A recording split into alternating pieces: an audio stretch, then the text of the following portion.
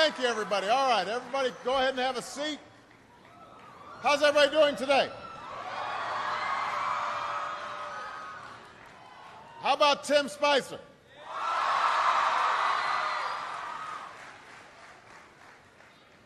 I am here with students at Wakefield High School in Arlington, Virginia, and we've got students tuning in from all across America, from kindergarten through 12th grade.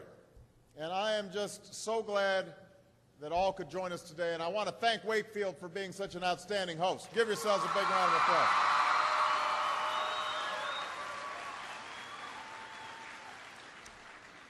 Now, I know that for many of you, today is the first day of school. And for those of you in kindergarten or starting middle or high school, it's your first day in a new school, so it's understandable if you're a little nervous. I imagine there's some seniors out there who are feeling pretty good right now, with just one more year to go. And no matter what grade you're in, some of you are probably wishing it were still summer, and you could have stayed in bed just a little bit longer this morning. I know that feeling. When I was young, my family lived overseas. I lived in Indonesia for a few years. And my mother, she didn't have the money to send me where all the American kids went to school. But she thought it was important for me to keep up with an American education. So she decided to teach me extra lessons herself, Monday through Friday. But because she had to go to work, the only time she could do it was at 4:30 in the morning. Now, as you might imagine, I wasn't too happy about getting up that early. And a lot of times I'd fall asleep right there at the kitchen table. But whenever I'd complain, my mother would just give me one of those looks and she'd say, "This is no picnic for me either, Buster." So I know that some of you are still adjusting to being back at school, but I'm here today because I have something important to discuss with you. I'm here because I want to talk with you about your education and what's expected of all of you in this new school year. Now, I've given a lot of speeches about education, and I've talked about responsibility a lot. I've talked about teachers' responsibility for inspiring students and pushing you to learn. I've talked about your parents' responsibility for making sure you stay on track and you get your homework done and don't spend every waking hour in front of the TV or with the Xbox. I've talked a lot about your government's responsibility for setting high standards and supporting teachers and principals and turning around schools that aren't working, where students aren't getting the opportunities that they deserve. But at the end of the day, we can have the most dedicated teachers, the most supportive parents, the best schools in the world, and none of it will make a difference. None of it will matter unless all of you fulfill your responsibilities. Unless you show up to those schools, unless you pay attention to those teachers, unless you listen to your parents and grandparents and other adults and put in the hard work it takes to succeed. And that's what I want to focus on today, the responsibility each of you has for your education. I want to start with the responsibility you have to yourself. Every single one of you has something that you're good at. Every single one of you has something to offer. And you have a responsibility to yourself to discover what that is. That's the opportunity an education can provide. Maybe you could be a great writer, maybe even good enough to write a book or articles in a newspaper, but you might not know it until you write that English paper, that English class paper that's assigned to you. Maybe you could be an innovator or an inventor, maybe even good enough to come up with the next iPhone or the new medicine or vaccine, but you might not know it until you do your project for your science class. Maybe you could be a mayor or a senator or a Supreme Court justice, but you might not know that until you join student government or the debate team. And no matter what you want to do with your life, I guarantee that you'll need an education to do it. You want to be a doctor or a teacher or a police officer? You want to be a nurse or an architect, a lawyer or a member of our military? you're going to need a good education for every single one of those careers. You cannot drop out of school and just drop into a good job. You've got to train for it and work for it and learn for it. And this isn't just important for your own life and your own future. What you make of your education will decide nothing less than the future of this country. The future of America depends on you. What you're learning in school today will determine whether we as a nation can meet our greatest challenges in the future. You'll need the knowledge and problem-solving skills you learn in science and math to cure diseases like cancer and AIDS, and to develop new energy technologies and protect our environment. You'll need the insights and critical thinking skills you gain in history and social studies to fight poverty and homelessness, crime and discrimination, and make our nation more fair and more free. You'll need the creativity and ingenuity you develop in all your classes to build new companies that will create new jobs and boost our economy.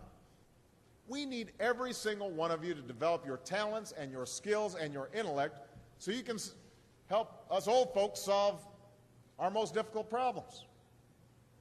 If you don't do that, if you quit on school, you're not just quitting on yourself, you're quitting on your country. Now, I know it's not always easy to do well in school. I know a lot of you have challenges in your lives right now that can make it hard to focus on your schoolwork. I get it. I know what it's like.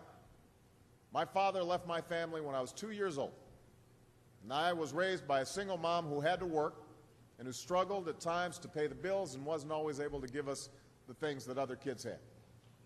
There were times when I missed having a father in my life. There were times when I was lonely and I felt like I didn't fit in. So I wasn't always as focused as I should have been on school, and I did some things that I'm not proud of, and I got in more trouble than I should have. And my life could have easily taken a turn for the worse. But I was lucky. I got a lot of second chances, and I had the opportunity to go to college and law school and follow my dreams. My wife, our First Lady, Michelle Obama, she has a similar story. Neither of her parents had gone to college, and they didn't have a lot of money. But they worked hard, and she worked hard so that she could go to the best schools in this country. But some of you might not have those advantages. Maybe you don't have adults in your life who give you the support that you need. Maybe someone in your family has lost their job and there's not enough money to go around. Maybe you live in a neighborhood where you don't feel safe or have friends who are pressuring you to do things you know aren't right. But at the end of the day, the circumstances of your life, what you look like, where you come from, how much money you have, what you've got going on at home, none of that is an excuse for neglecting your homework or having a bad attitude in school. That's no excuse for talking back to your teacher or cutting class or dropping out of school. There is no excuse for not trying. Where you are right now doesn't have to determine where you'll end up. No one's written your destiny for you, because here in America, you write your own destiny. You make your own future. That's what young people like you are doing every day all across America. Young people like Jasmine Perez from Roma, Texas. Jasmine didn't speak English when she first started school. Neither of her parents had gone to college. But she worked hard, earned good grades, and got a scholarship to Brown University, as now in graduate school studying public health, on her way to becoming Dr. Jasmine Perez. I'm thinking about Andoni Schultz from Los Altos, California, who's fought brain cancer since he was 3. He's had to endure all sorts of treatments and surgeries, one of which affected his memory, so it took him much longer, hundreds of extra hours, to do his schoolwork. But he never fell behind. He's headed to college this fall.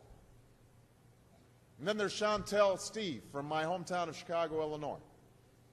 Even when bouncing from foster home to foster home in the toughest neighborhoods in the city, she managed to get a job at a local health care center, start a program to keep young people out of gangs, and she's on track to graduate high school with honors and go on to college. And Jasmine, Andoni, and Chantel aren't any different from any of you. They face challenges in their lives just like you do. In some cases, they've got it a lot worse off than many of you. But they refuse to give up. They chose to take responsibility for their lives, for their education, and set goals for themselves. And I expect all of you to do the same. And that's why today I'm calling on each of you to set your own goals for your education and do everything you can to meet them. Your goal can be something as simple as doing all your homework, paying attention in class, or spending some time each day reading a book. Maybe you'll decide to get involved in an extracurricular activity or volunteer in your community. Maybe you'll decide to stand up for kids who are being teased or bullied because of who they are or how they look. Because you believe, like I do, that all young people deserve a safe environment to study and learn. Maybe you'll decide to take better care of yourself so you can be more ready to learn. And along those lines, by the way, I hope all of you are washing your hands a lot and that you stay home from school when you don't feel well so we can keep people from getting the flu this fall and winter. But whatever you resolve to do, I want you to commit to it. I want you to really work at it. I know that sometimes you get that sense from TV that you can be rich and successful without any hard work, that your ticket to success is through rapping or basketball or being a reality TV star. Chances are you're not going to be any of those things. The truth is, being successful is hard. You won't love every subject that you study. You won't click with every teacher that you have. Not every homework assignment will seem completely relevant to your life right at this minute. And you won't necessarily succeed at everything the first time you try. That's okay. Some of the most successful people in the world are the ones who've had the most failures.